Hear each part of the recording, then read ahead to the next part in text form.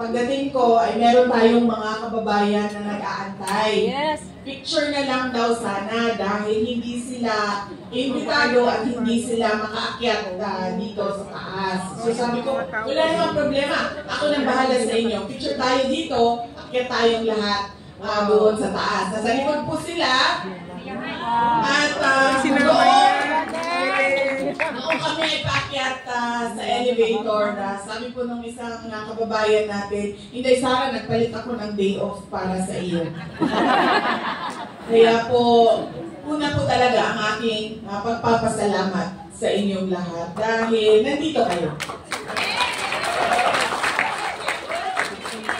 Pangalawang pagpapasalamat po ay para po sa Maisog, Kuala Lumpur.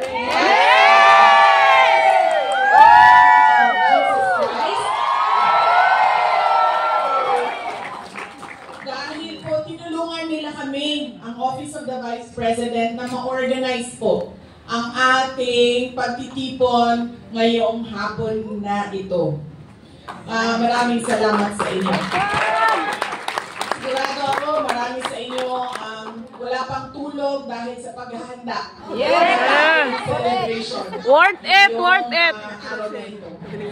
Ang susunod na pagpapasalamat po ay sa mga kasamahan ko po sa Office of the Vice President. Ito po ang team namin. Pero sila po yung kausap ng ating mga local organizers. Unang-una na po si Jaira. Yeah! Led by Jaira. Hindi ko na pangalanan ng iba. Maraming salamat. Si Jaira naman po, walang tulog. Galing pa yan sa Hague hanggang papunta sa Kuala Lumpur. Siya po yung kausap lagi sa Office of the Vice President. Si Jaira, Jaira. Para mabuo po yung mga programa sa iba't ibang lugar yung sa mundo. Maraming salamat sa mga kasamahan. Ang susunod po na pagpapasalamat ay sa akin po mga kasamahan. Una na po si Senator Amy Marcos, Robin Padilla, si Attorney Jamie Hinlo, Dr. Marites Richard Mata, at si Attorney Jimmy Bondo. At kasama niyo po ang atin pong nagdadalang tao. Attorney Isabel. Made in KL. Made in KL?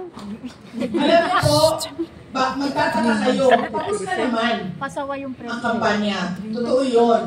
Pero bakit nandito si Attorney Lindo, si Attorney Bondo, si Dr. Mata?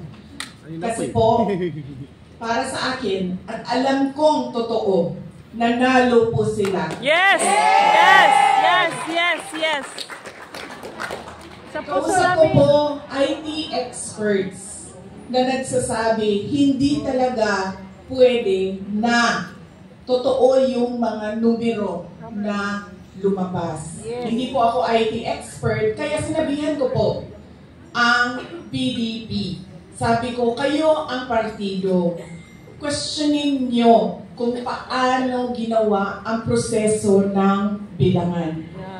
Karanasan ko po noong 2022, una ko pong nalaman na baka manalo ako bilang Vice President dahil una pong lumabas ang absentee voting, ang OFW vote. Nakita ko po doon ang panalo ko. Ganun po ang nangyari sa kanila. Panalo po sila sa OFW vote, sa absentee voting.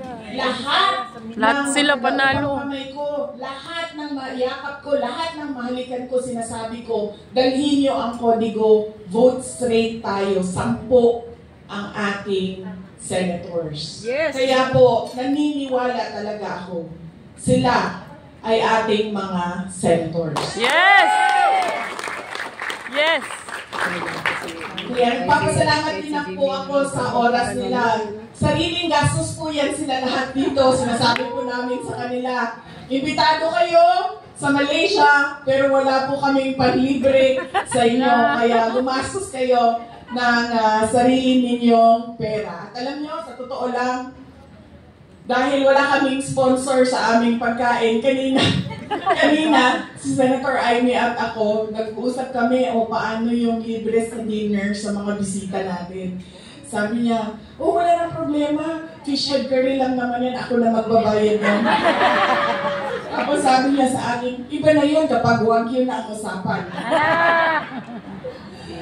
Ganyan po, KKB po kami, pero pasalamat kami dahil nandito sila para sa inyo. Hindi po mangampanya, pero magsasabi po sila kung ano po ang kalagayan ng ating bansa.